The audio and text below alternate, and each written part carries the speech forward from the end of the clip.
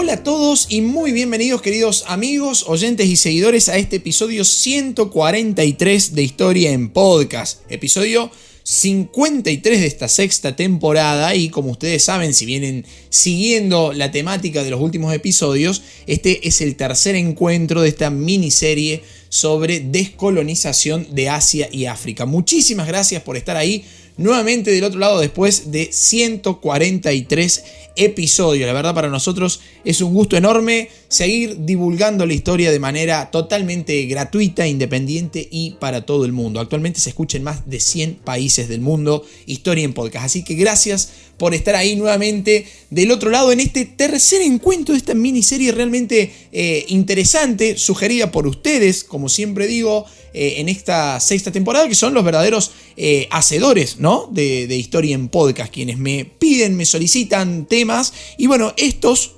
referidos a la descolonización de Asia y África son temas solicitados por muchos de ustedes, quienes son los verdaderos hacedores de Historia en Podcast, pidiendo, solicitando temas, ya sea a través de nuestra página web, como así también a través de nuestro Instagram, Historia en Podcast. Así que gracias por estar ahí, y vamos nomás en este episodio en donde, bueno, vale aclarar por las dudas que analizamos ya en los dos anteriores los marcos ideológicos y el contexto histórico en el cual se produjo este proceso de descolonización. Eso fue en el primer episodio de esta miniserie, y después pasamos muy brevemente por la descolonización de Asia, y ahora será el turno de África. Así que, sin tanto preámbulo, porque en este caso ya sabemos de qué estamos hablando y de dónde venimos, y si llegaron por casualidad a este episodio, les recomiendo escuchar previamente los dos anteriores para tener un panorama un poquito mayor. Vamos a alargar nomás con la descolonización de África, un proceso de descolonización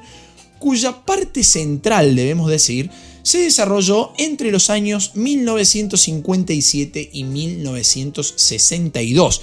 ¿Qué sucedió en esos años? ¿Por qué decimos que la parte central del proceso de descolonización de Asia y África se da entre esos años? Bien, en 1957 fue el año de la independencia de Ghana, uno de los primeros, digamos, de las primeras fichitas de dominó que se van a mover en ese sentido, y 1962 va a ser la fecha en la que se acordó la independencia de Argelia. Pasaron muchísimas cosas previas y posteriores, pero el grueso del proceso de descolonización de África se toma como referencia históricamente estos años que les acabo de decir, ¿no? 1957 y 1962. Aunque eso no significa, insisto, que la descolonización en África haya estado terminada totalmente en 1962. Es más, después de esa fecha aún quedaban muchas colonias en el continente que fue cuna de la humanidad, ¿no? Del lugar en donde se desarrollaron los primeros asentamientos y las primeras especies humanas. Y como ya venimos diciendo desde episodios anteriores, la independencia de las colonias británicas en África fue generalmente poco conflictiva, ¿no? Salvo, por supuesto, aquellos casos en donde las presiones de los colonos europeos resultaron, significativas, como veremos a medida avancemos. Bueno, ¿qué sucede acá? Vamos a iniciar con la descolonización de aquellas colonias, digamos, o aquellos dominios, protectorados, lo que fueran, referidos o vinculados al Imperio Británico, ¿no? Y ahí, ¿qué va a pasar en ese trasfondo que ya venimos analizando, sobre todo en el primer episodio de esta miniserie? Resulta que a partir de 1945, todas las posiciones en la mirada, en el contexto internacional, van a ser favorables a la descolonización, ¿sí? Y en Gran Bretaña, en Inglaterra particularmente, el gobierno laborista, coincidió con esta mirada que iba más o menos de la mano con lo que pasaba en el contexto internacional, ¿no? Con la toma de conciencia política, sobre todo de estos países afroasiáticos que estaban pugnando por lograr su independencia, por descolonizarse. Y fueron muchos los factores que contribuyeron en este sentido, como por ejemplo el Congreso Panafricano en Manchester en el año 1945, la previa descolonización de algunos dominios protectorados en Asia, y sobre todo el impulso de la conferencia de Bandung, que ya veremos a continuación, no desesperen, ¿no? Estos van a ser algunos de los factores que aceleraron ese camino hacia la constitución de estados independientes en África y sobre todo aquella parte de África que va a estar bajo dominio británico, ¿no? El tema y sobre todo el principal problema que vamos a encontrar en África es que ahí todavía no se habían desarrollado las estructuras de gobiernos con participación de la población local, de la población nativa, autóctona, tal y como se había desarrollado, por ejemplo, en varias partes de Asia, como vimos en el episodio anterior, ¿no? Asimismo, a pesar de esta singularidad, en generar la independencia de los territorios británicos en África fue, podemos denominarlo como una evolución gradual, ¿no? En la que participaron los líderes políticos africanos, surgidos entre los años 30 y 40, en su mayoría formados en universidades británicas, ¿no? Como es sin duda ahí uno de los casos más emblemáticos va a ser el de Nelson Mandela. No nos vamos a meter particularmente en Sudáfrica porque ya lo hemos analizado, ¿sí? Si ustedes están buscando información sobre el apartheid y el caso sudafricano, tenemos un episodio específico de ese tema. Así que hoy no nos vamos a meter ahí, ¿no? Pero bueno, como para resaltar estas figuras que estos líderes nacionalistas que se fueron formando en todo el continente africano, ¿no? Ahora, mencioné recién que la conferencia de Bandung fue uno de los factores y de los puntos claves que llevaron a la constitución de estados independientes y a la profundización del proceso de descolonización en África. ¿Pero qué fue esa conferencia de Bandung? Bueno, resulta que en plena Guerra Fría, los países del tercer mundo lograron organizar un gran movimiento político alternativo a esos dos bloques enfrentados en el conflicto en plena Guerra Fría, ¿no? Es decir, el comunismo soviético y el capitalismo norteamericano, o que al menos tenía a Estados Unidos como máximo referente. Bueno, los países reunidos en esa conferencia de Bandung tenían objetivos claros, como por ejemplo, tener voz propia en la política internacional, en las arenas de la política internacional, sin depender de ninguno de los dos grandes bloques. Obviamente, esto no significaba una neutralidad pasiva, sino que hablaba de la capacidad de relación de estos países con cualquiera de los dos modelos, de acuerdo a las circunstancias propias e internas de cada uno de estos estados, ¿no? Y para lograr esos objetivos, esos nuevos estados afroasiáticos precisaban de varias cosas. Por ejemplo, la solidaridad mutua, una solidaridad que fue alcanzada gracias a diversas conferencias internacionales que van a marcar, ¿no? una pauta diplomática de estos países del tercer mundo durante varias décadas, ¿no? De hecho, la denominación tercer mundo viene de allí, ¿no? Vamos a encontrar, esto lo vamos a profundizar un poquito más adelante, en este episodio, pero un primer mundo capitalista, un segundo mundo comunista y un tercer mundo que, como decimos en Argentina, pateaba con las dos piernas, ¿no? Ni izquierda ni derecha. El tipo le pegaba con las dos al mismo tiempo, como el mete-gol, no sé cómo se llama el mete-gol en otros países del mundo, futbolín creo que se llama, no sé, bueno, así, con las dos piernas juntas. De hecho, en nuestro país, Argentina, acá, en nuestro país, mejor dicho, se va a llevar a cabo una política similar en este periodo con el peronismo, ¿no? Con su famosa tercera posición.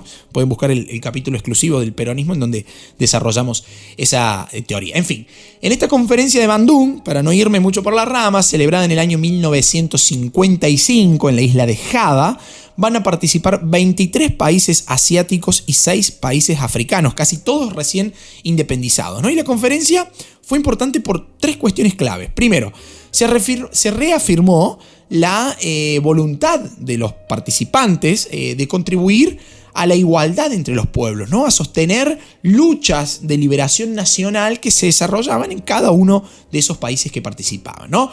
En segunda instancia, significó el surgimiento de una plataforma de influencia política que buscaba coordinar sus acciones tanto en el marco de la ONU, de la recientemente creada ONU post Segunda Guerra Mundial, y el establecimiento también de líneas de acción diplomáticas de tercera vía, ¿no? O de no alineación, esto que decía recién, respecto a la Unión Soviética o a Estados Unidos. Y por último, en tercera instancia, después de Bandung, las grandes potencias no pudieron ignorar a esos nuevos países que ingresaban a la ONU y que incluso eran capaces de establecer relaciones con países de otros continentes, como es el caso de la Yugoslavia de Tito o de la Cuba de Fidel Castro, ¿no? Ahora, Con todo esto sobre la mesa, vamos a proceder a analizar el proceso de descolonización en África. Y vamos a empezar por el África inglesa, en donde el primer y más acabado ejemplo del proceso de descolonización fue el del África ecuatorial occidental, ¿no? Ahí vamos a encontrar, como les decía recién, la inauguración del proceso de descolonización en África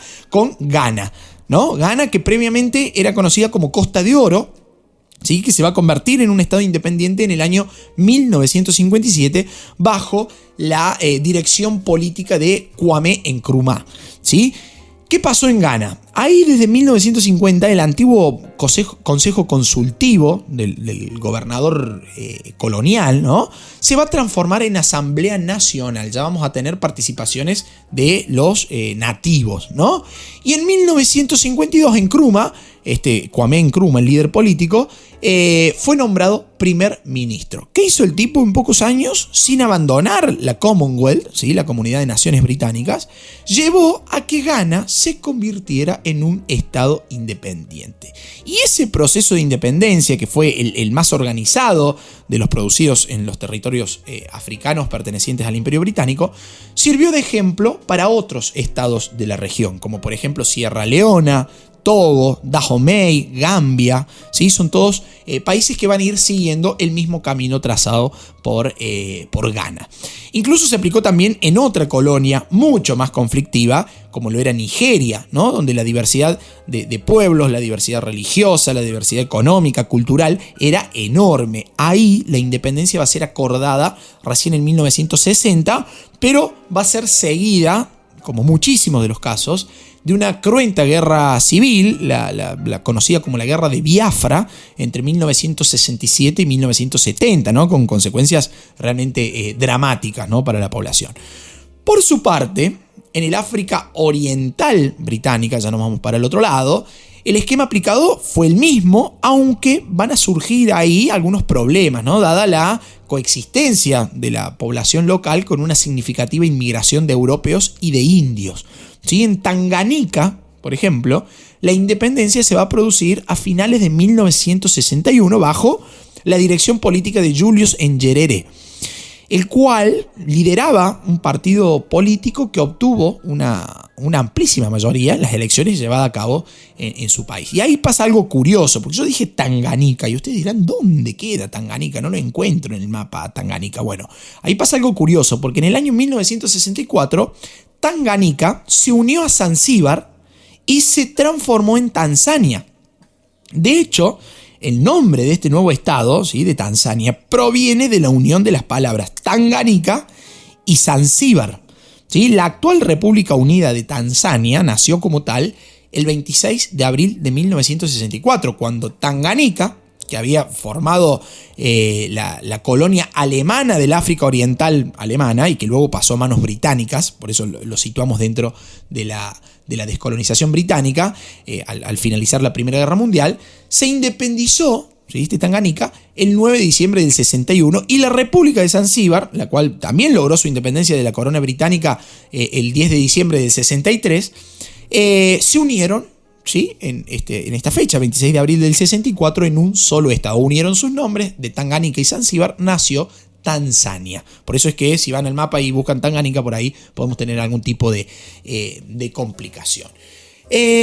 Paso seguido, también encontramos la independencia de Kenia, ¿no? Independencia que fue liderada por Jomo Kenyatta, quien logró evitar en primera instancia los conflictos internos entre los diferentes pueblos de su país y mantener así a Kenia independiente, pero muy ligada y fuertemente vinculada a Occidente, ¿no? En donde este proceso de descolonización enfrentó mayores problemas fue en el África meridional inglesa, ¿sí? Lugar en donde surgieron conflictos debido a que el contingente de población blanca era mucho más grande y aspiraba a mantener su hegemonía política y social que había tenido durante todos los años del colonialismo, ¿no? Por ejemplo, en Nyasalandia, ¿sí?, Nyasalandia, por las dudas si lo quieren googlear, en Nyasalandia, como les decía, y en Rodesia del Norte, la independencia fue proclamada en 1964, previo triunfo electoral de partidos africanos, ¿no? Pero a esos nuevos estados que surgieron de este proceso independentista se los llamó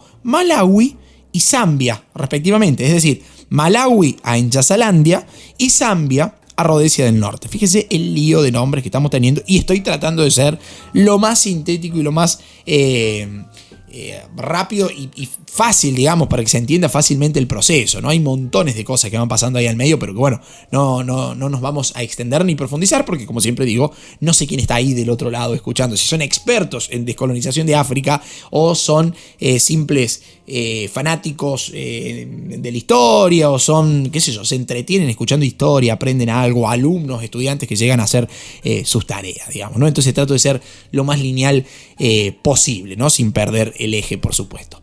Bueno, les decía entonces, Zambia, Rodesia del Norte se llamó Zambia y en Nyasalandia se llamó Malawi. Sin embargo, Rodesia del Sur, porque si existe Rodesia del Norte es porque en algún momento existió Rodesia del Sur, en Rodesia del Sur va a triunfar la minoría blanca, a diferencia de lo que había pasado en los otros dos ejemplos anteriores, ¿no? Triunfó una minoría blanca dirigida por Ian Smith, quien va a proclamar de manera totalmente unilateral, si se quiere, la independencia al margen de la Commonwealth. O sea, dijo Commonwealth, muchísimas gracias por todo, pero yo me separo, ¿no? Y recién en 1980, tras una larguísima lucha de la población local africana, aglutinada en el Frente Patriótico de Robert Mugabe, sancionó una constitución de carácter multirracial y ahí el país va a tomar finalmente el nombre de Zimbabue. Fíjense ustedes, Rodesia del Sur se transforma con el paso de los años en Zimbabue. Esto fue por el lado de las colonias inglesas en África, como hemos dicho, ¿no? Ahora será el turno de las colonias belgas, en donde la cuestión fue un toque más complicada, ¿no? Ahí, por ejemplo, encontramos la independencia del Congo. Ahora, ¿qué sucedía en el Congo, en el famoso Congo belga? Bueno, la administración del Congo por parte de Bélgica era diferente a la desarrollada por otros grandes imperios del momento, ¿no? Resulta que el imperio belga ejercía un papel, algunos manuales dicen un papel casi paternalista, si se quiere, ¿no? Sobre la población colonial, prestando, por ejemplo, una especial atención a la enseñanza, ¿sí? Pero era un sistema en el que al mismo tiempo los nativos estaban totalmente excluidos de toda participación en el gobierno, mientras que al mismo tiempo toda la riqueza del subsuelo del Congo, del subsuelo congoleño, estaba en manos de empresas privadas cuyos trabajadores, congoleños todos ellos,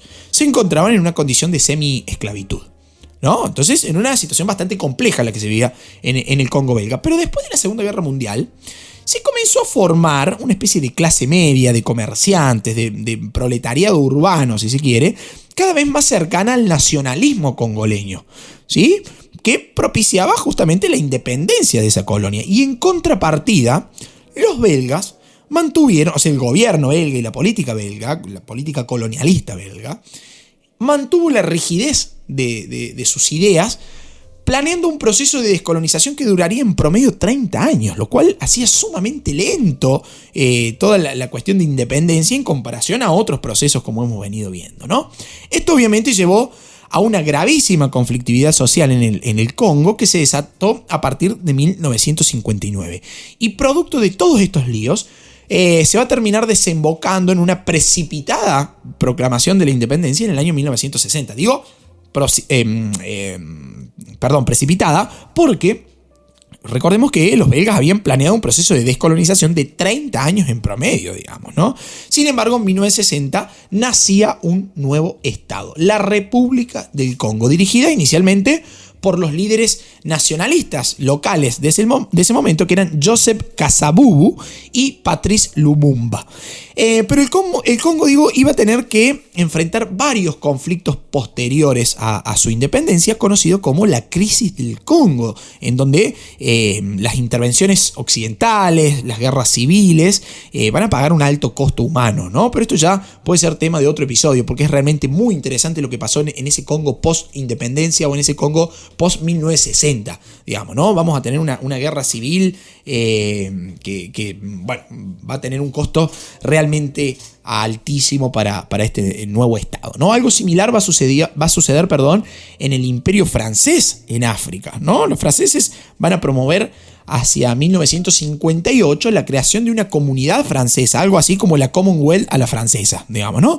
Pero ese intento no logró frenar el impulso independentista que los movimientos nacionalistas impulsados por, personalidades como Sékou Touré en la Guinea Francesa o Léopold Senghor en Senegal, digamos, eran tipos que estaban luchando desde estos movimientos nacionalistas por lograr la descolonización, ¿no? Por lograr su independencia. Encima, a los franceses, digamos, tenían una contra muy grande, ¿no? Que a los tipos se les sumaba encima el fracaso militar que habían tenido en Indochina, ¿no? Y ese va a ser uno de los puntos que va a acelerar el proceso de independencia de las colonias francesas africanas, ¿no? En general se procuró una solución negociada, excepto el caso de Argelia, donde una cruel guerra de 8 años precedió a la independencia, ¿no? Más de 1 millón de argelinos perdieron la vida en ese conflicto, sobre el cual, si quieren, pueden googlear, buscar, leer la opinión sumamente tajante que tuvo al respecto el filósofo Jean-Paul Sartre, ¿no?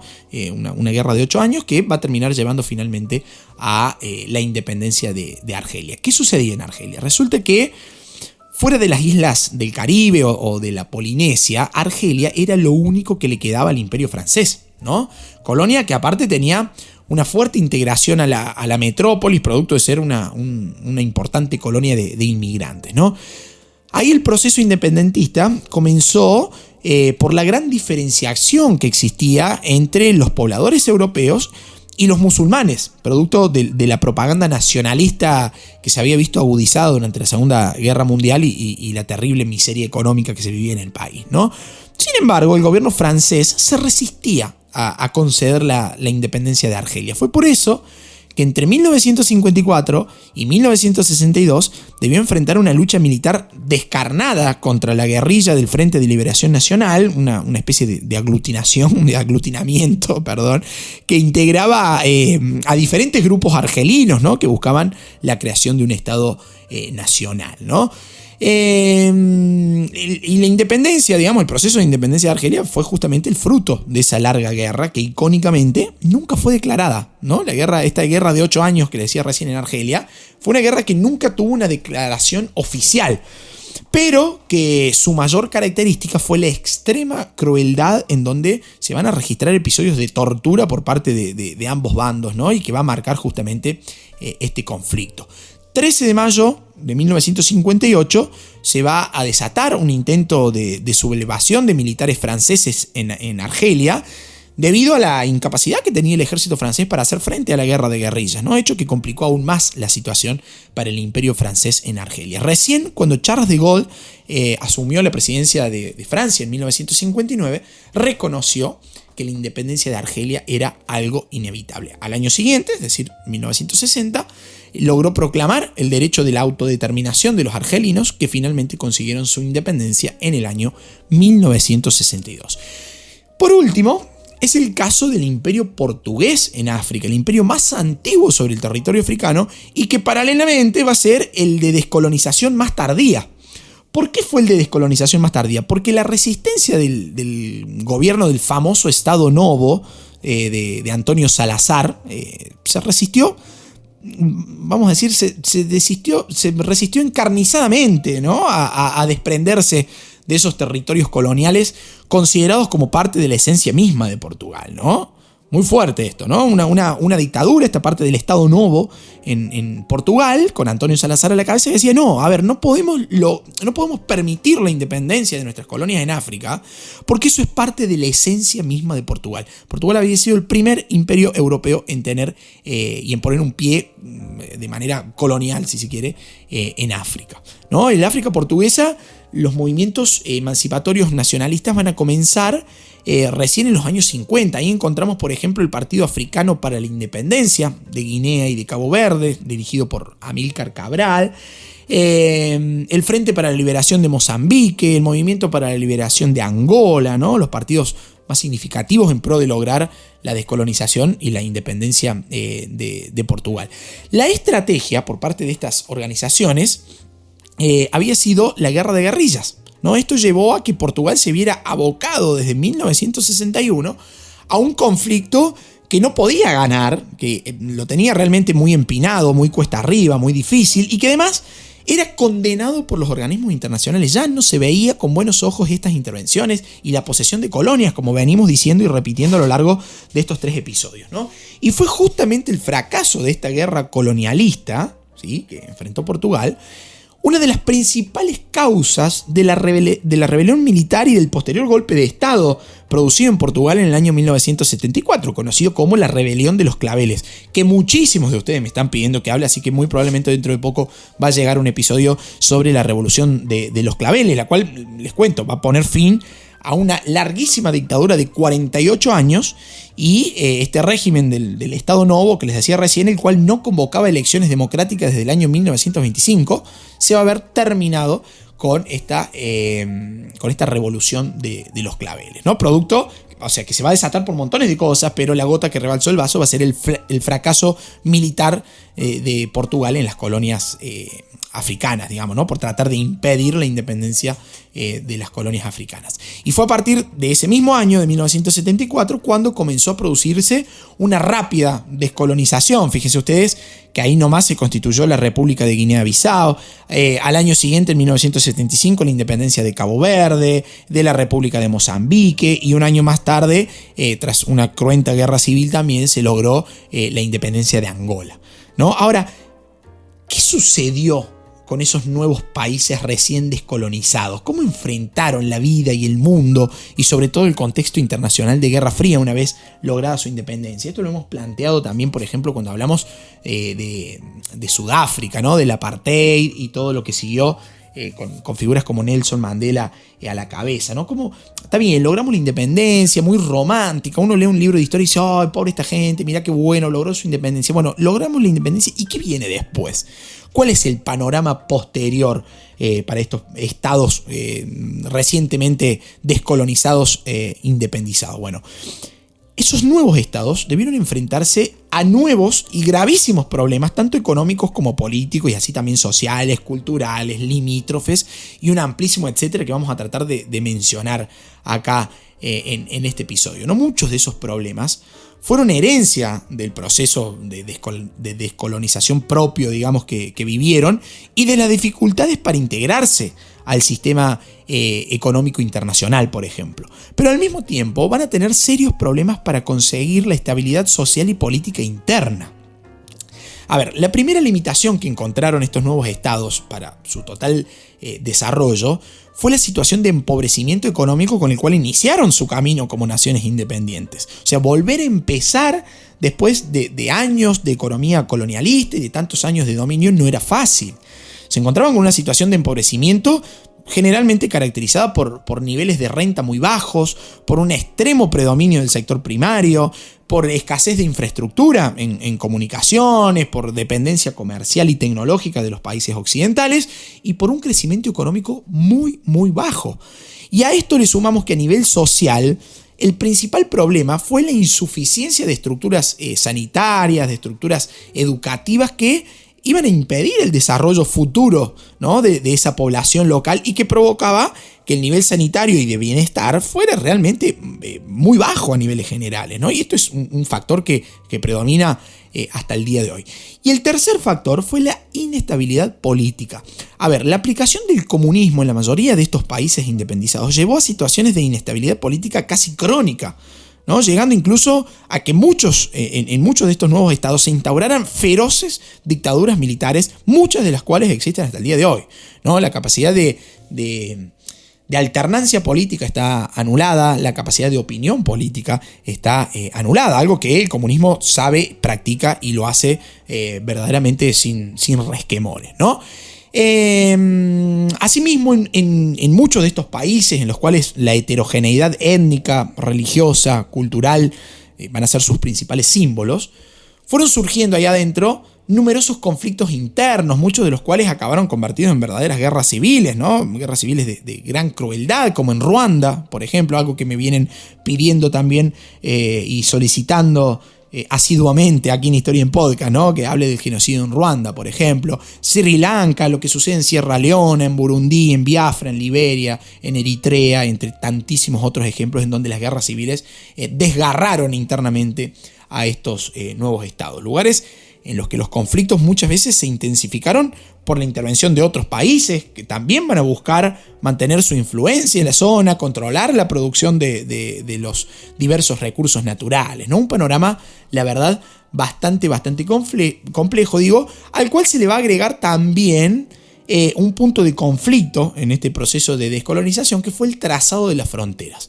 Esos trazados de fronteras se hicieron generalmente pensando más en los intereses de las metrópolis que en los intereses de los nuevos países. Por eso, zonas culturalmente homogéneas van a quedar en algunos casos partidas en diferentes estados, de lo cual van a surgir nuevos conflictos. En este caso encontramos ejemplos como India-Pakistán, que ya hemos mencionado en el episodio anterior, Argelia y Marruecos, Irak e Irán, Libia y Chad, ¿no? Entre tantísimos otros. Finalmente, más allá de todos estos problemas a posteriori de los procesos independentistas, la descolonización de los países africanos y asiáticos va a dar origen a un conjunto de nuevos países que, junto a varias naciones latinoamericanas, conformaron un grupo de estados que compartían situaciones de pobreza y de escaso desarrollo económico en general, ¿no? En 1952, el demógrafo, antropólogo, también fue historiador, economista,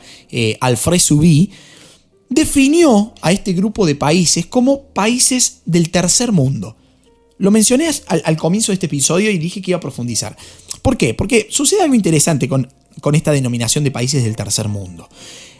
Alfred Subí estaba haciendo un paralelismo con la situación de la sociedad francesa antes de la Revolución de 1789, ¿no? En referencia y en recuerdo, si se quiere, al tercer estado francés.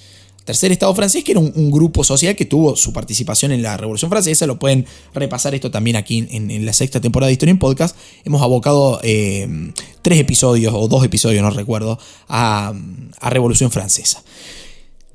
Ahora, ¿qué era o qué es ese tercer mundo, no? Ese tercer mundo se define por contraposición, así lo hizo Alfred Subí, el creador de este término. Lo definió en contraposición al primer mundo, definido por los países capitalistas, y el segundo mundo simbolizado por los países comunistas, ¿sí? En el año 1961, reunido en la ciudad de Belgrado, los representantes de la mayoría de los países del tercer mundo dieron origen al movimiento de países no alineados. Movimiento que pretendía fortalecer los lazos entre ellos, lograr la unión frente a la presión de las potencias dominantes y propiciar también planes de desarrollo económico alternativo. Ahora, cabe preguntarse, ¿lo habrán logrado? ¿Sí? ¿Pudieron salir adelante esos países del tercer mundo? ¿En qué situación se encuentran hoy? ¿Qué piensan ustedes al respecto, digamos, ¿no? Porque ahí la pregunta queda claramente abierta, ¿no? Bueno, qué sé yo, ustedes lo deliberarán, pondrán en funcionamiento su juicio crítico y bueno, si lo desean pueden hacerme llegar sus comentarios a través de nuestro Instagram, que es Historia en Podcast, a través de nuestra página web, que es historiaenpodcast.com.ar. Ahí, si scrollean, digamos, y bajan hacia el final de la página, tienen un formulario de contacto, me escriben, leo todos los mensajes, las sugerencias. De hecho, ahí es de donde sacamos la estadística para armar los siguientes episodios, digamos, ¿no? Y bueno, si no, a través de nuestro Instagram, como les decía, o comentando. Si me escuchan desde Spotify, por ejemplo, pueden comentar este episodio, decir qué les pareció, digamos, ¿no? Y eso también ayuda a que el algoritmo de la plataforma empiece a recomendar el contenido de Historia en Podcast. Bueno, muy bien, amigos. Hasta acá el encuentro de hoy. Si les ha gustado el episodio, si ha sido de su agrado, si han podido entender así a grandes rasgos, a vuelo de pájaro, de manera muy general, el proceso de descolonización en África, pueden hacérmelo saber a través de todos estos canales, digamos, ¿no? Instagram, nuestra página web, comentando este episodio, compartiéndolo con sus amigos, compartiéndolo en redes sociales. Ahí nos pueden etiquetar y nosotros recompartimos, republicamos para que se le dé mayor visibilidad a este proyecto de divulgación histórica y proyecto educativo, en fin, que favorece la difusión, ¿no?, de la historia por todo el mundo y con una temática muy amplia y sobre todo de manera muy amena para que todos aquellos que vengan de otro palo que no sea la historia puedan aprender, repasar o profundizar un poquito de contenido que por ahí estaba naufragando en la mente, ¿no?, y que con esto lo refrescamos. Queridos amigos, si les ha gustado el episodio, como les digo, lo pueden recomendar, compartir. También pueden hacer aportes donativos al canal a través de cafecito.app si me escuchan desde Argentina o a través de PayPal si me escuchan desde cualquier país del mundo. Los links los encuentran acá en la descripción de este episodio. Tienen un enlace que los lleva a la página web y ahí pueden encontrar los canales para hacer estos aportes económicos que para nosotros son de gran ayuda. Gracias, querida comunidad podcastera de Historia en Podcast, por estar ahí después de 143 episodios. Será hasta un próximo encuentro cuando la historia nos vuelva a reunir. Chao, muchas gracias.